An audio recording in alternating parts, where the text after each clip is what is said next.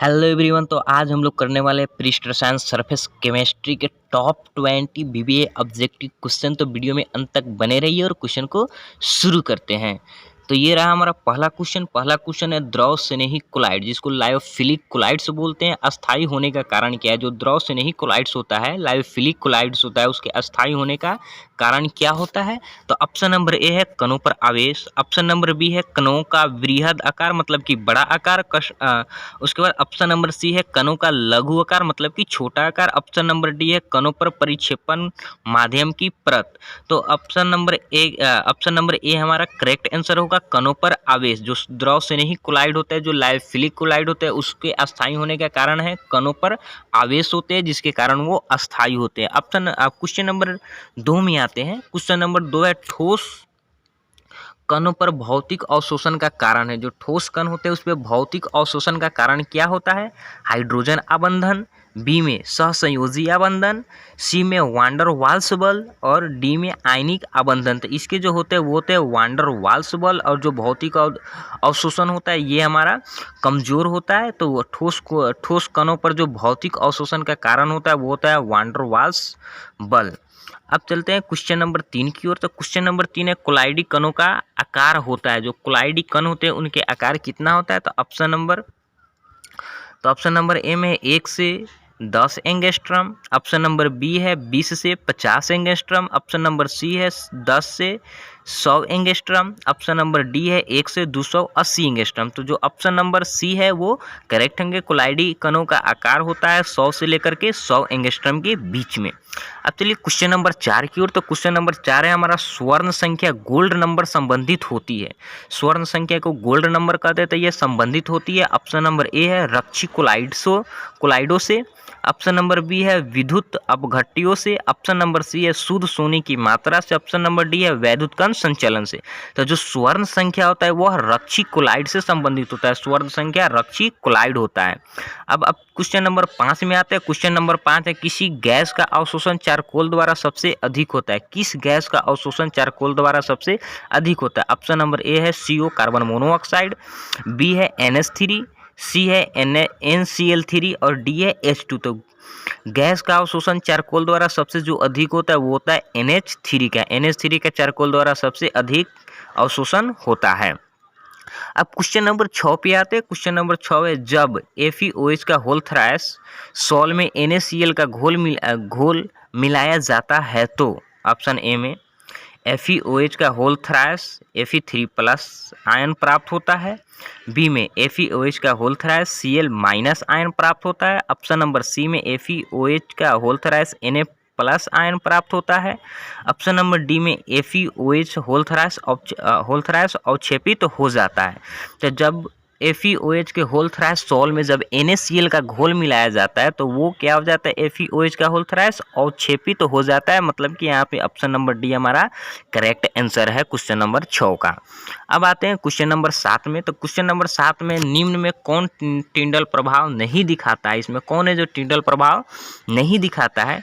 तो एक नंबर में सस्पेंशन, बी नंबर में है इमल्सन, सी नंबर में है शर्करा विलयन और डी नंबर में है स्वर्ण विलयन। तो इसमें जो शर्करा विलयन है वो टिंडल प्रभाव नहीं दिखाती है। तो ऑप्शन नंबर सी हमारा करेक्ट आंसर हो जाएगा। शर्करा विलयन है जो टिंडल प्रभाव नहीं दिखाती है। अब क्वेश्चन नंबर 8 की ओर आते हैं। तो क्वेश्चन नंबर 8 है ब्राउनियन गति का कारण है। ब्राउनियन गति होने का कारण क्या है? ऑप्शन नंबर ए ऊष्मा का द्रव अवस्था में परिवर्तन, ऑप्शन नंबर बी विद्युत धारा प्रवाह, ऑप्शन नंबर सी परिक्षेपण माध्यम के कणों का कोलाइडी कणों पर निरंतर टकराव, ऑप्शन नंबर डी कोलाइडी कण और परिक्षेपण माध्यम के बीच का आकर्षण बल का होना। तो इसका ऑप्शन नंबर जो सी है वो राइट आंसर है। परिक्षेपण माध्यम के कणों का कोलाइडी कणों पर निरंतर टकराव होते रहता है, जिस वजह से ब्राउनियन गति उत्पन्न होता है, टकराव कणों के बीच टकराव होने के कारण। तो ऑप्शन नंबर सी जो है वह हमारा करेक्ट आंसर है। क्वेश्चन नंबर 8 का। अब क्वेश्चन नंबर 9 की ओर आते हैं। तो क्वेश्चन नंबर 9 ये रहा हमारा, आरोपित विद्युत क्षेत्र में कोलाइडी कणों की गति कहलाता है। ऑप्शन नंबर ए अपोहन, बी वैद्युत कण संचलन, ऑप्शन नंबर सी वैद्युत अपोहन, और डी में है इनमें से कोई नहीं। तो इसको हम लोग बोलते हैं वैद्युत कण संचलन। आरोपित विद्युत क्षेत्र में कोलाइडी कणों की गति कहलाता है वैद्युत कण संचलन, जिसको हम लोग इलेक्ट्रोफोरेसिस भी बोलते हैं। अब क्वेश्चन नंबर 10 में आता है, कोलाइडी सॉल है। एक नंबर में वास्तविक विलयन, बी में निलंबन, सी में विषमांगी सॉल, डी में समांगी सॉल। तो कोलाइडी सॉल जो है वो होता है विषमांगी सॉल होता है। कोलाइडी सॉल विषमांगी सॉल होते हैं। अब क्वेश्चन नंबर 11 की ओर आते हैं। क्वेश्चन नंबर 11 है, भौतिक अधिशोषण के लिए निम्न में से असत्य कथन है। इसमें भौतिक अधिशोषण के लिए निम्न में से असत्य कथन देखना है। असत्य कथन मतलब गलत कथन कौन सा है। तो ठोस पर अधिशोषण उत्क्रमणीय होता है, ये हमारा सही ऑप्शन है। बी में अधिशोषण स्वतः होती है, यह भी सही है। सी में अधिशोषण ऊष्मा ग्रहण करने पर विविध होती है, सही है। ऑप्शन नंबर डी, ताप बढ़ने पर अधिशोषण बढ़ता है, नहीं, ये ऑप्शन नंबर डी हमारा गलत है। ताप बढ़ेगा तो इसका अधिशोषण घट जाता है, क्योंकि ये पृष्ठ पे होता है और ये उत्क्रमणीय अभिक्रिया, ये उत्क्रमणीय अधिशोषण होता है। ये जो भौतिक अधिशोषण है ये हमारा उत्क्रमणीय अधिशोषण है, जो ताप बढ़ाएंगे तो वो धीरे धीरे खत्म होना शुरू हो जाएगा। तो 11 नंबर क्वेश्चन का ऑप्शन नंबर डी सही है, ताप बढ़ने पर अधिशोषण बढ़ता है। अब ऑप्शन नंबर 12 में आते हैं, किसकी स्वर्ण संख्या सबसे कम है, यानी किसकी जो गोल्ड नंबर है, मतलब कि रक्षी कोलाइडो, स्वर्ण संख्या का मतलब होता है रक्षी कोलाइड, कोलाइडो का रक्षण क्षमता कितना है। तो किसकी स्वर्ण संख्या सबसे कम है। ए नंबर में जिलेटिन का, बी में स्टार्च, सी में एल्ब्यूमिन, डी में रक्त। तो जो सबसे स्वर्ण संख्या कम होता है वो होता है, यहाँ पे जो सबसे कम होता है वो होता है हमारा जिलेटिन का। जो सबसे कम होता है वो हमारा होता है जिलेटिन का। ऑप्शन नंबर ए जो है वो हमारा करेक्ट हो जाएगा। किसकी स्वर्ण संख्या सबसे कम होती है, तो जिलेटिन का स्वर्ण संख्या सबसे कम होता है। और सबसे अधिक पूछा जाए तो स्टार्च का होता है। तो यहाँ पे देख लेते हैं कुछ कोलाइडो, कुछ सॉल का स्वर्ण संख्या, जैसे जिलेटिन का 0.05 से 0.01 के बीच होता है स्वर्ण संख्या जिलेटिन का, और सबसे अधिक होता है स्टार्च का 20 से 25। तो चलिए अब अगले क्वेश्चन पे आते हैं। तो अगला क्वेश्चन 13 नंबर है, भौतिक अधिशोषण की दर बढ़ती है। ऑप्शन नंबर ए में ताप घटाने पर, ऑप्शन नंबर बी ताप बढ़ाने पर, ऑप्शन नंबर सी दाब घटाने पर, ऑप्शन नंबर डी पृष्ठीय क्षेत्रफल घटाने पर।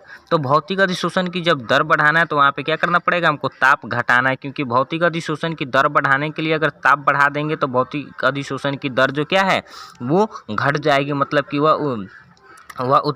कि वो उड़ने लगेगा, मतलब कि भौतिक अधिशोषण नहीं होगा। तो अगर भौतिक अधिशोषण कराना है तो वहाँ पे ताप क्या रखना पड़ेगा हमको, कम। अगर ताप घटाएंगे तो भौतिक अधिशोषण की दर बढ़ेगी। अब क्वेश्चन नंबर 14 है। क्वेश्चन नंबर 14 है, दूध एक प्रकार का है सॉल, बी में है जेल, सी में है पायस और डी में है मिश्रण। तो दूध एक प्रकार का क्या है, पायस है। अब क्वेश्चन नंबर 15 में आते हैं। क्वेश्चन नंबर 15, अधिशोषण की प्रक्रिया होती है। एक नंबर में उष्माक्षेपी, बी में उष्माशोषी, सी में उष्माशोषी और उष्माक्षेपी, इनमें से कोई नहीं। तो ये जो होती है वो होती है उष्माक्षेपी, मतलब कि इसमें से उष्मा बाहर निकलती है। तो जो अधिशोषण की प्रक्रिया होती है इसमें से उष्मा क्या होती है, बाहर निकलती है। तो हमेशा अधिशोषण की प्रक्रिया में उष्माक्षेपी ही प्रक्रिया होता है, अर्थात इसमें से उष्मा बाहर की ओर निकलती है। तो ऑप्शन नंबर उसका अब आते हैं क्वेश्चन नंबर 16 में, टिंडल प्रभाव पाया जाता है। एक में विलयन में, बी में अवक्षेप में, सी में वाष्पों में और डी में सॉल में। तो टिंडल प्रभाव जो पाया जाता है वो पाया जाता है सॉल में। क्वेश्चन नंबर 16 का option number D right answer है। अब क्वेश्चन नंबर 17 पे आते हैं। हैबर विधि द्वारा अमोनिया के निर्माण में एफी उत्प्रेरक के लिए वर्धक का कार्य करता है। कौन कार्य करता है, तो क्वेश्चन ऑप्शन नंबर ए है Cu कॉपर, बी है MnO2, सी है Na और डी है एमो मोलिब्डेनम। तो जो हैबर विधि होता है उसमें जो हम लोग एफी उत्प्रेरक का निर्माण प्रयोग करते हैं तो उसमें जो वर्धक का कार्य करता है वो करता है copper. Option number question number 17 का ऑप्शन नंबर ए कॉपर। अब ऑप्शन नंबर क्वेश्चन नंबर 18 है, उत्प्रेरक की क्रियाशीलता निर्भर करती है। ऑप्शन नंबर ए में द्रव्यमान पर, बी में विलयता पर, ऑप्शन नंबर सी कणों के आकार पर और ऑप्शन नंबर जो डी है इनमें से कोई नहीं। तो उत्प्रेरक की जो क्रियाशीलता है वो निर्भर करती है कणों के आकार पर। क्वेश्चन नंबर 18 का ऑप्शन नंबर सी हमारा राइट आंसर होगा। अब आते हैं क्वेश्चन नंबर 19 पे। तो क्वेश्चन नंबर 19 है, बादल निम्न में से किसका उदाहरण है? बादल जो है किसका उदाहरण होता है? तो ऑप्शन नंबर ए है ठोस का गैस में मिश्रण, ऑप्शन नंबर बी है द्रव का गैस में मिश्रण, ऑप्शन नंबर सी है द्रव का ठोस में मिश्रण और ऑप्शन नंबर डी है ठोस का द्रव में मिश्रण। तो बादल जो होता है वो होता है द्रव का गैस में मिश्रण। ऑप्शन नंबर जो 20 है, कोलाइड पर उपस्थित आवेश को नष्ट करने हेतु किसे प्रयुक्त करते हैं? अगर कोलाइड पर उपस्थित आवेश है उसको अगर नष्ट करना है तो किसे प्रयुक्त करेंगे? ऑप्शन नंबर ए है वैद्युत अपघट्य, बी है इलेक्ट्रॉन, सी है धनायन और डी में है यौगिक। तो कोलाइड पर उपस्थित अगर आवेश है उसको नष्ट करना है तो हम लोग वैद्युत अपघटन का प्रयोग करते हैं। तो आज के लिए इतना ही, फिर मिलते हैं अगले वीडियो में।